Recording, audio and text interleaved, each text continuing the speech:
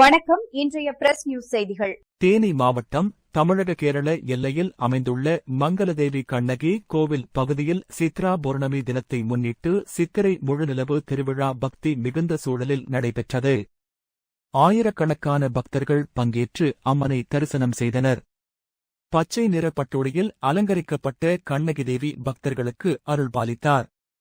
தமிழகமும் கேரளாவும் சேர்ந்த பக்தர்கள் நீண்ட வரிசையில் காத்திருந்து சுவாமி தரிசனம் செய்தனர். தேனி மாவட்டம் கூடலூர் அருகே வண்ணாத்திப்பாறை மலை உச்சியில் கடல் மட்டத்திலிருந்து சுமார் 5000 அடி உயரத்தில் அமைந்துள்ள இந்த கோவிலில் ஒவ்வொரு ஆண்டும் சித்ரா பௌர்ணமி அன்று இத்திருவிழா நடைபெறுவது வழக்கம். இந்த ஆண்டு திருவிழாவிற்கான ஏற்பாடுகளை தேனி மாவட்ட நிர்வாகமும் கேரளாவின் இடுக்கி மாவட்ட நிர்வாகமும் இணைந்து செய்திருந்தனர். குமுளியில் இருந்து சுமார் 18 கிலோமீட்டர் தூரம் தேக்கடி பெரியார் புலிகள் காப்பகம் வனப்பாதை வழியாகவும் ஜீப் வசதியிலும் பக்தர்கள் சென்றனர். அதேபோல் லோயர் கேம் பழியங்குடி பகுதியில் இருந்து ஸ்ரீவில்லிபுத்தூர் மேகமலை புலிகள் காப்பகம் வனப்பகுதி வழியாக சுமார் 6 கிலோமீட்டர் நடைப்பயணம் செய்து பக்தர்கள் கோவிலை அடைந்தனர்.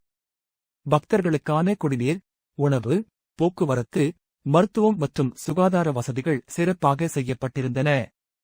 பாதுகாப்பு பணியில் இரு மாநிலங்களிலிருந்து 1500க்கும் மேற்பட்ட போலீசார் ஈடுபட்டதுடன் வனத்துறையினரும் கண்காணிப்பில் இருந்தனர். மங்களதேவி கோட்டத்தில் அலங்கரிக்கப்பட்ட கண்ணகி அம்மன் பச்சை பட்டு உடையில் பக்தர்களுக்கு அருள்பாலித்தார். தமிழகம் மற்றும் கேரளாவிலிருந்து பல்லாயிரக்கணக்கான பக்தர்கள் திரண்டனர்.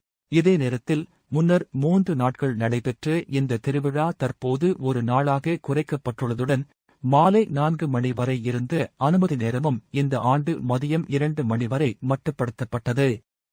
இதனால் பல பக்தர்கள் ஏமாற்றமடைந்தனர். இருந்தாலும் கடும் கட்டுப்பாடுகளையும் மீறி இரு மாநிலங்களிலிருந்தும் ஏராளமான பக்தர்கள் வருகை புரிந்து கண்ணகி அம்மனை தரிசனம் செய்து சென்றனர்.